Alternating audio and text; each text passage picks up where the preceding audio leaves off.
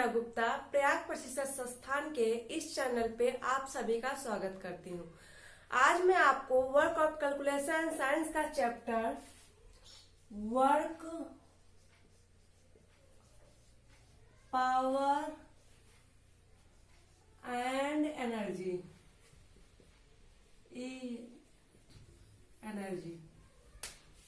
जिसकी हिंदी होती है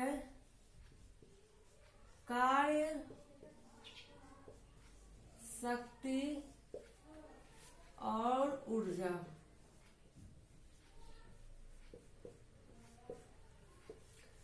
इससे रिलेटेड कुछ क्वेश्चन सॉल्व करवाऊंगी। इसकी थ्योरी पे मैंने क्लास ले रखी है और इसके न्यूमेरिकल भी मैंने सॉल्व करवाए हैं आपको। इसकी 2-3 क्लासेस हुई हैं, तो जिन्होंने पहले की वीडियो नहीं देखी है वो पहले की वीडियो देख लेंगे। आज मैं आपको इससे रिलेटेड आपका जो थ्योरिकल क्वेश्चन कैसे बनेगा उसके बारे में बताऊंगी। मैंने जो अभी तक पढ़ाया था इसकी थ्योरी पढ़ाई, इसके डिफिनेशंस, इसके फॉर्मूले, मात्रक, वो सब मैंने पढ़ाया। और इसके बाद मैंने इसमें डिफरेंस क्या क्या थे और इससे रिलेटेड जो न्यूमेरिकल आते हैं वो मैंने आपको सॉल्व करवाए थे। तो आज मैंने थ्योरी से रिलेटेड जो क्वेश्चंस बनेंगे आपसे, जो पूछे जाएंगे, उसके बारे में हम डिस्कस करेंगे। ठीक है, तो चलिए थोड़ा सा पहले रिपीट कर लेते हैं। कार्य हमारा क्या है?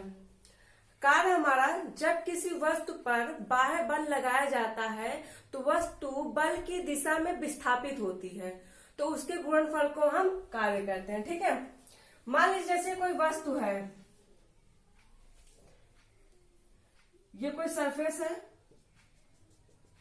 ठीक, इस पे बल लगाया गया, ठीक, फोर्स लगाया गया। जब किसी वस्तु पे फोर्स लगाएंगे, है ना, तो जिस दिशा में फोर्स लगाएंगे उस पे वो थोड़ा सा विस्थापित होगी, थोड़ा सा हटेगी, विस्थापित होगी यहाँ आ जाती है। ठीक, तो इसकी जो डिस्टेंस हो जाती है वो यस हो जाती है, मान लेते हैं। ठीक, तो इसके गुणनफल को ही हम कार्य कहते हैं। जब इस पे कोई बल लगाया गया तो ये बल की दिशा में विस्थापित हुई, जब विस्थापित हुई तो उसके गुणनफल को हम कार्य कहते हैं। समझ में आ गया आपको? कार्य क्या था हमारा? हमारा कार्य होता है F × S, बल गुणे विस्थापन। ये हमने पहले भी पढ़ रखा है। ठीक है, ये मैं आपको रिवीजन के तौर पे बता रही हूँ। ठीक, शक्ति हमारी क्या है? किसी मशीन के कार्य करने की दर को हम शक्ति कहते हैं। सिर्फ एक लाइन की डिफिनेशन है, जिसका मात्रक वाट होता है, कार्य का मात्रक जूल होता है, न्यूटन मीटर होता है। बल का हम न्यूटन करेंगे। अब विस्थापन हमारी क्या होती है? दूरी तो होती है, तो मीटर, है ना, इसको जूल कर। इससे रिलेटेड जो क्वेश्चन आपके बनेंगे उसी को हम क्लियर करेंगे, ताकि आपको आइडिया हो जाएगा आपसे थ्योरिकल क्वेश्चन क्या क्या पूछ सकता है। ज्यादा डीपली मैं नहीं बताऊंगी, जो क्वेश्चन आपके बनते हैं उसी के बारे में हम डिस्कस करेंगे। ठीक है, तो हमारा शक्ति हो गया, ऊर्जा हमारा कार्य करने की क्षमता हमारा ऊर्जा कहलाती है ना। क्लियर है? ये सब मैंने क्लास ले रखी है तो मैंने आपको बता दिया। चलिए अब हम अपने कुछ क्वेश्चन सॉल्व करेंगे, जिससे आपको आइडिया हो जाएगा कि आपके क्वेश्चन कैसे पूछे जाएंगे। क्वेश्चन के जरिए आपको बहुत से क्वेश्चन जब मैं बताऊंगी तो आंसर उसके होंगे, तो आपको याद हो जाएंगे। तो उतना थ्योरी आपको पढ़ने की जरूरत नहीं पड़ती, क्योंकि आपको क्वेश्चन आंसर जो भी पूछे जाते हैं वो रिपीटेड होते हैं। तो उस कुछ क्वेश्चन मॉडल पेपर को ही लेके मैं आपके पास सॉल्व करवाने के लिए आई हूँ। ठीक है, तो जो भी मेरी पहले की वीडियो नहीं देखा है, थ्योरी पढ़ना चाहते हैं, वो हमारी पिछली वीडियो देख लेंगे, उनको क्लियर हो जाएगा। फिर भी अगर आपको कोई डाउट हो तो आप मुझे कमेंट करके बताइए, मैं और क्लासेस ले लूंगी इसके बेस पे। ठीक है, चलिए अपना पहला क्वेश्चन हम स्टार्ट करते हैं। देखिए हमारा पहला क्वेश्चन, इकाई समय में किए गए कार्य को कहते हैं, क्या कहते हैं बताइए? बल, त्वरण, गति या शक्ति?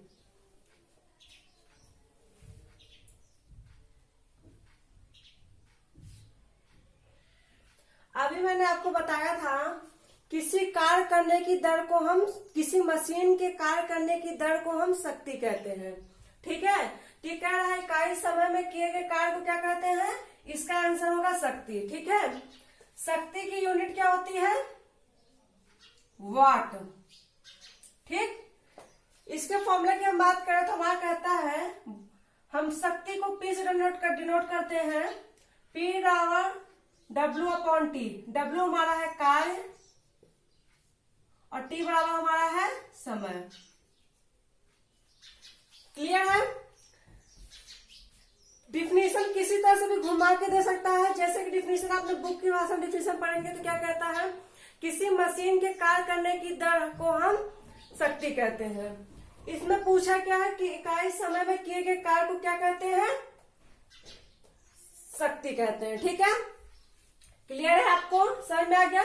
शक्ति की हमारी शक्ति का मात्रक होता है वॉट, इसका फॉर्मूला होता है कार्य बटा समय। ठीक है, चलिए आते हैं नेक्स्ट क्वेश्चन पे।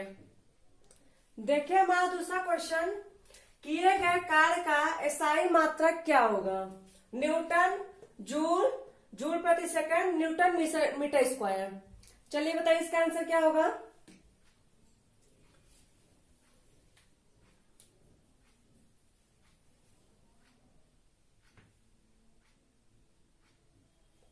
देखिए कार्य वाला हमने पढ़ा था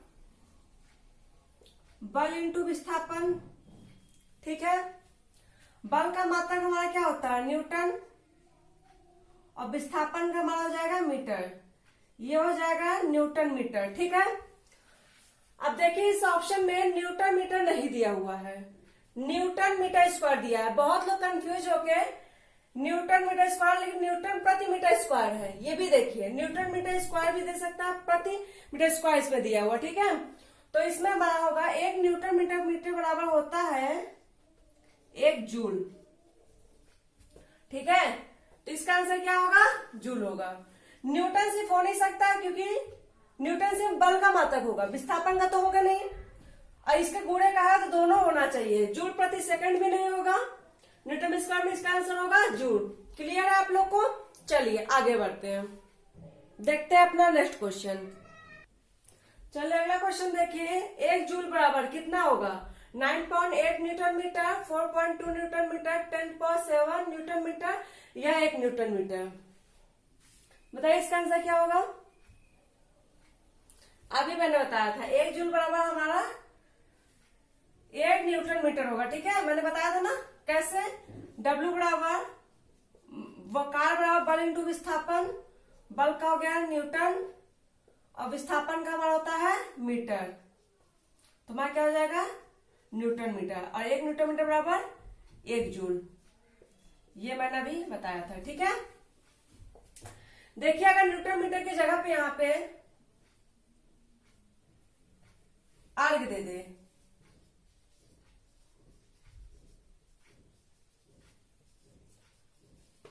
बताइए इसका मान क्या होगा? 1 जूल बराबर कितने अर्ग होते हैं?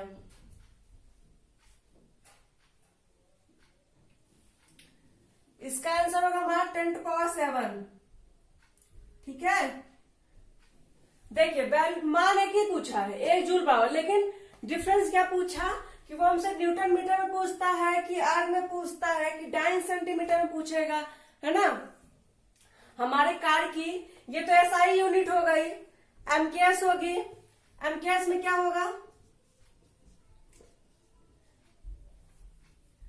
किग्रा मीटर। ठीक है, एमकेएस में क्या होगा, किग्रा मीटर होगा। 1 किग्रा मीटर बराबर 1 किग्रा मीटर बराबर कितने जूल होंगे, 9.8 जूल। ठीक है, ये एमकेएस से किग्रा में बदलने का है। ठीक है, समझ में आ रहा है आप लोग को? देखिए मैं आपको क्वेश्चन के साथ कुछ सॉल्व भी करा, कुछ मान भी बताते जा रही हूँ, क्लियर करते जा रही हूँ, ताकि आपको दिक्कत ना हो। ठीक है, अगर हम सीजीएस की बात करें, सीजीएस में हो जाएगा हमारा डाइन सेंटीमीटर, क्योंकि हमारा जो बल का मात्रक होता है, एसआई में तो यूनिट न्यूटन हो गया, एमकेएस में किग्रा होता है, और सीजीएस में हमारा डाइन होता है। ठीक है, और सीजीएस में हमारा विस्थापन क्या होता है, सेंटीमीटर मात्रक, और इसमें मीटर। ठीक है, क्लियर है आपको? तब बताइए 1 डाइन सेंटीमीटर में कितने अर्ग होंगे? 1.5 सेंटीमीटर बराबर 1 अर्ग होता है हमारा, ठीक है। इसी से ये वैल्यू आई है। 1 जूल बराबर 10⁻7 अर्ग, 1 जूल बराबर 1 किग्रा मीटर बराबर 9.8 जूल, ठीक है। इतने मान आपको याद करना है। कंफ्यूजन मान है कि सिर्फ आपको मात्रा का ध्यान देना है, ठीक है। मात्रा का आप ध्यान देंगे तो आपका आंसर गलत नहीं होगा। आपसे क्वेश्चन इसी बेस पे पूछे जाएंगे, ठीक है। ये हमारा 14 क्वेश्चन था। लगभग इसमें मैंने आपको 5-6 चीजें क्लियर कर दी है ना। चलिए अगला क्वेश्चन देखते हैं। देखिए हमारा, अपनी स्थिति के कारण एक पिंड में यांत्रिक ऊर्जा को कहते हैं, क्या कहते हैं? गतिज ऊर्जा, स्थितिज ऊर्जा, या दोनों, या विद्युत ऊर्जा।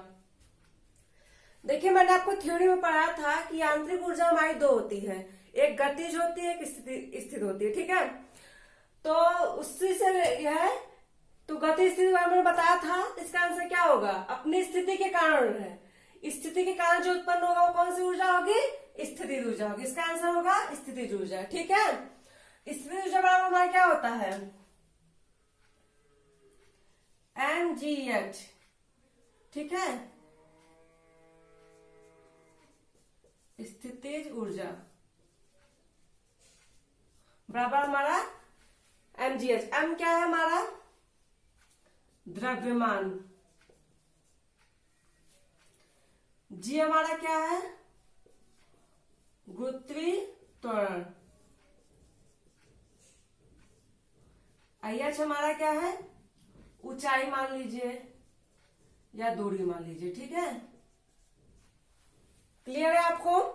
इसका जो मात्रक होगा वो क्या होगा? ऊर्जा का मात्रक जूल होता है तो इसका भी मात्रक जूल होगा। ये इसका सूत्र है। इससे रिलेटेड आपको क्वेश्चन भी आ सकता है तो आप ये फॉर्मूला याद करेंगे, ठीक है। और थ्योरी का पूछेगा तो स्थिति के कारण जो ऊर्जा उत्पन्न होती है वो हमारी स्थिति ऊर्जा आती है, ठीक है। चलिए आते हैं अपने अगले क्वेश्चन पे। हमारा अगला क्वेश्चन देखिए, अपनी गति के कारण एक पिंड में यांत्रिक ऊर्जा कहते हैं, कौन सी ऊर्जा कहेंगे? स्थिति ऊर्जा कहेंगे, गति ऊर्जा कहेंगे, या दोनों कहेंगे, वैद्युत ऊर्जा कहेंगे? ये भी सेम ही है। मैंने भी बताया था कि हमारा जो यांत्रिक ऊर्जा होती है वो 2 होती है, एक स्थितिज और एक गतिज। तो स्थिति के कारण उत्पन्न ऊर्जा हमारी स्थितिज कहलाती है। गति के कारण उत्पन्न एक पिंड में यांत्रिक ऊर्जा जो उत्पन्न होती है उसे हम गतिज ऊर्जा कहते हैं, ठीक है। इसका आंसर होगा गतिज ऊर्जा। गतिज ऊर्जा का फॉर्मूला हमारा क्या होगा? बराबर हमारा 12 mv², ठीक है। m क्या होगा हमारा? द्रव्यमान। v हमारा होगा वेग, ठीक है। जो हमारा वेग होगा वो मीटर प्रति सेकंड में होता है और द्रव्यमान हमारा केजी में होता है, ठीक है। क्लियर है आपको? ये मैंने आपको थ्योरी में बताया हुआ है, तो ये भी आपको समझ में आ गया। चलिए अपने अगले क्वेश्चन पे आते हैं। देखिए हमारा अगला क्वेश्चन स्थितिज ऊर्जा की उदाहरण है। बताइए स्थितिज ऊर्जा का कौन सा है? बहती वायु, घूमता पहिया, बहता जल, ऊपरी टैंक में भरा जल। इसमें से कौन सा होगा? देखिए बहती वायु कह रहा है, बहती वायु मतलब वायु बह रही है तो वो गति कर रही है, तो ये तो हमारा होगा नहीं। घूमता पहिया, पहिया जब घूम रहा है तो एक स्थान दूसरे स्थान जा रहा है तो वो भी गति कर रहा है, ये भी नहीं हो सकता हमारा। बहता जल, जल भी बह रहा है तो एक स्थान से दूसरी जगह गति वो कर रहा है, तो ये भी नहीं होगा। ऊपरी टैंक में भरा जल, टैंक में भरा जल मतलब जल कहीं भी स्थिर है। तो हमने क्या पढ़ा था? स्थिति ऊर्जा क्या होती है? जो किसी पर स्थिति के कारण ना, स्थिति के कारण उत्पन्न ऊर्जा हमारी स्थिति ऊर्जा कहती है, जो कि मूवमेंट नहीं करता है। तो हमारा जल जब भर देते हैं तो गति करेगा नहीं, तो इसका आंसर होगा ऊपरी टैंक में भरा जल। ये उदाहरण मैंने इसलिए लिखवा ताकि आपको समझ में आ जाए कि किस तरह से होता है। जो चीजें गति कर रही हैं, जो चीज चल रही है, वो हमारी गतिज ऊर्जा होगी। जो चीज हमारी स्थिर है, स्थिति में है अपने, वो हमारा स्थिति ऊर्जा है। क्लियर है? चलिए आगे बढ़ते हैं। देखिए हमारा अगला क्वेश्चन, 1 मीट्रिक HP किसके बराबर है? एचपी बराबर, एचपी को क्या कहते हैं? हॉर्स पावर, मीन्स अश्व शक्ति। क्लियर है? तो एक अश्व मीट्रिक में पूछा है एचपी किसके बराबर है? 550 वाट, 735.5 वाट, 746 वाट या 1080 वाट। बताइए इसका आंसर क्या होगा? देखिए हमने पढ़ा है कि एक एचपी बराबर 746 वाट और एक एचपी बराबर 735.5 वाट, है ना। हम हमेशा कंफ्यूज ये होते हैं कि कौन सा मीट्रिक है, कौन सा ब्रिटिश है। देखिए इसमें मीट्रिक पूछा है तो 735 वाट होगा। अगर सिर्फ एचपी पूछता, अब दोनों एक और ऑप्शन रहता तो आप 746 वाट भी लगाते, लेकिन ब्रिटिश में अगर पूछेगा तब आप 746 वाट लिखेंगे। ये ब्रिटिश है और ये मीट्रिक है। क्लियर है? आप लोग याद रखिएगा। देखिए अगर हम इसके फॉर्मूले की बात करें, कभी कभी हमें मान तो दे देता है लेकिन हमसे कहता है कि एचपी में निकालने के लिए, है ना। तो उसका फॉर्मूला क्या होगा? अच्छा हमने पढ़ा था कि P बराबर क्या होता है? W/T। ठीक। शक्ति बराबर कार्य बटा समय। अब कार्य बराबर हमने पढ़ा था बल इंटू विस्थापन बटा समय। ठीक, इतना हमने पढ़ लिया। अब जब ये तो नॉर्मल अगर वाट में पूछा है तो हम ये फॉर्मूला यूज कर सकते हैं, लेकिन अगर मीट्रिक एचपी में पूछ लेता है तो हम इसके गुणे में ब्रिटिश का लगा देते हैं या तो मीट्रिक का। ठीक है, ब्रिटिश का लगाएंगे तो हम मीट्रिक लगाएंगे तो 735.5 हो जाएगा एचपी में बदलने के लिए। अगर यही ब्रिटिश में पूछेगा तो आप 746 वाट कर देंगे। ठीक है, इस चीज को आप लोग याद रखिएगा। इससे रिलेटेड क्वेश्चंस आपसे जरूर पूछे जा सकते हैं। इससे न्यूमेरिकल भी आ सकता है, इसलिए आपको फॉर्मूले भी याद रखना जरूरी है, मात्रक भी याद रखना। ठीक है, वाट होता है, वाट से किलोवाट भी होता है। 1 किलोवाट बराबर 1000 वाट। ठीक है, 1 किलोवाट बराबर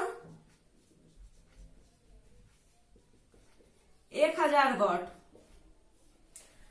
आप लोग इसका कन्वर्जन जरूर याद रखिएगा, क्योंकि आपको जो क्वेश्चन पूछेगा देगा तो बहुत इजी, बस इसी में कंफ्यूज कर देगा। वो कुछ वाट न दे के डब्ल्यू लिख सकता है, किलोवाट लिख दे। 1 किलोवाट की जगह पर वहां 4 किलोवाट दिया तो आपको 1000 से गुणा करना पड़ेगा। अगर एचपी में पूछ लेता है तो आपको ये दोनों मान में से एक का गुणा करेगा जो कहेगा। ठीक है, तो इतना आप लोग याद रखिएगा, ध्यान रखिएगा। चलिए अब हम अपना अगला क्वेश्चन देखते हैं। देखिए हमारा अगला क्वेश्चन इंजन की दक्षता को प्रदर्शित करते हैं। IHP upon BHP into 100, BHP upon IHP into 100, BHP upon 100 into IHP minus BHP। देखिए IHP हमारा होता है इंडिकेटेड हॉर्स पावर, BHP हमारा होता है ब्रेक हॉर्स पावर। ठीक है, IHP को हम हिंदी में कहते हैं प्रगति, ठीक है, प्रगतित अश्व शक्ति।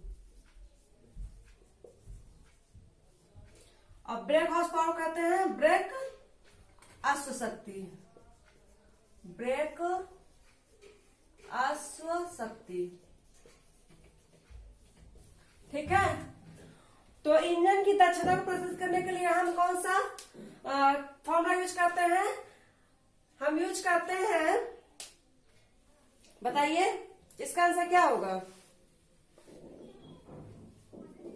इसका होगा BHP upon IHP into 100। Clear है?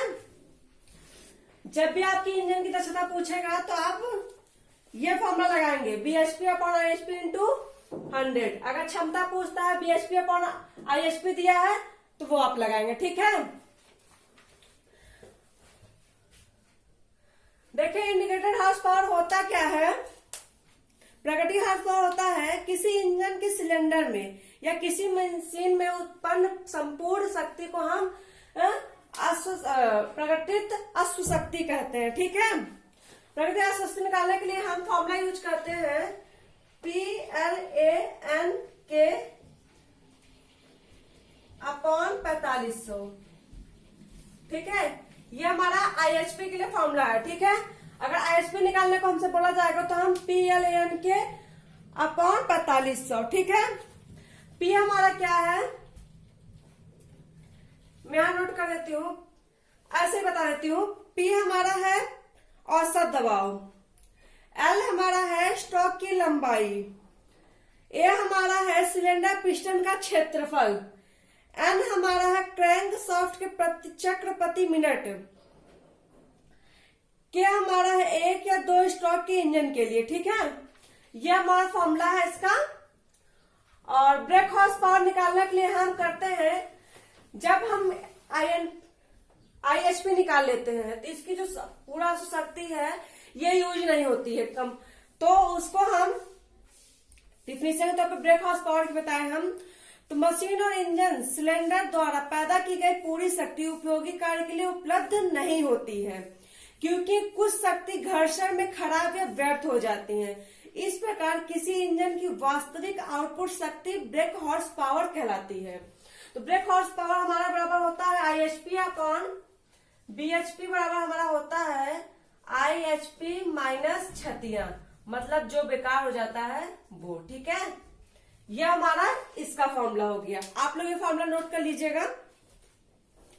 ठीक है, तो चलिए इससे रिलेटेड एक क्वेश्चन हम सॉल्व कर लेते ताकि आपको समझ में आ जाएगा कि आपसे इसमें कैसे क्वेश्चन पूछे जाएंगे। ठीक है, चलिए क्वेश्चन देखते हैं। देखिए हमारा अगला क्वेश्चन, मशीन के आउटपुट पावर और इनपुट के मध्य अनुपात होता है। क्या होता है? यांत्रिक लाभ, यांत्रिक क्षमता, वेग अनुपात या घनत्व। बताइए इसका आंसर क्या होगा। मशीन के आउटपुट और पावर और इनपुट पावर के मध्य अनुपात को हम यांत्रिक क्षमता कहते हैं। ठीक है, जैसे अभी हमने पढ़ा था BHP IHP, उससे रिलेटेड है ये इनपुट और आउटपुट। तो देखिए इसका फॉर्मूला हो जाएगा हमारा क्या है, यांत्रिक क्षमता। यांत्रिक क्षमता पर हमारा होगा आउटपुट अपॉन इनपुट। क्लियर है। चलिए अब मैंने जैसा कहा था मैं आपको एक क्वेश्चन न्यूमेरिकल सॉल्व करवा देती हूँ और यहीं से आपकी क्लास आज खत्म हो जाएगी। चलिए अगला क्वेश्चन देख लेते हैं, न्यूमेरिकल से रिलेटेड सॉल्व कर लेते हैं। ठीक है, चलिए देखिए उससे रिलेटेड एक छोटा सा क्वेश्चन। मैंने अभी बताया था आपको फॉर्मूला इफिशियंसी, दक्षता, है ना, ये मैंने बताया था। उसी से रिलेटेड एक छोटा सा फॉर्मूला है, मतलब छोटा सा क्वेश्चन है जिससे आपको आइडिया क्वेश्चन कैसे पूछे जाएंगे। ठीक है, तो देखिए एफिशिएंसी इसकी दे रखी है 120, आउटपुट दे रखा है 60। अब हमें इनपुट निकालना है। ठीक है, क्लियर है। क्लियर है, हमें क्या निकालना है, इनपुट। अब देखिए हम क्रॉस मल्टीप्लाई करेंगे। ठीक है, तो हमारा इनपुट यहां आ जाएगा, इनपुट हमें निकालना है तो, और अपॉन में 120 आ जाएगा। ये कटेगा, कितना बचेगा 1/2। 1/2 को हम 0.5 लिखते हैं, है ना। ये हमारा आंसर हो जाएगा। आपसे ऐसे ही नॉर्मली क्वेश्चन पूछेगा, बस थोड़ा सा मान चेंज कर देगा। तो आज मैंने आपको लगभग 10 क्वेश्चन करा दिए हैं। आज मैंने थ्योरेटिकल क्वेश्चन कराए हैं 10 क्वेश्चन में मैंने लगभग आपको 20-30 क्वेश्चन मैंने उसमें आपको बता दिए हैं उसको। तो आज की क्लास यहीं पे खत्म करते हैं। अगर इससे रिलेटेड आपको कुछ और जानना है तो आप प्लीज कमेंट करिएगा, और अगर मेरे वीडियो अच्छे लगे तो प्लीज लाइक कीजिएगा और अपने दोस्तों के साथ शेयर कीजिए, ताकि हमारी जो वीडियो हो वो और लोग भी देख सके, और लोग के लिए बेनिफिट हो सके, उसका मिल सके। क्योंकि एग्जाम बहुत जल्दी होने वाले हैं आप लोग के, और जो अभी नया एडमिशन लिए हैं उनको भी पढ़ने की जरूरत है। तो प्लीज आप अपने दोस्तों के साथ ही हमारी वीडियो को शेयर कीजिए। ठीक है, तो धन्यवाद।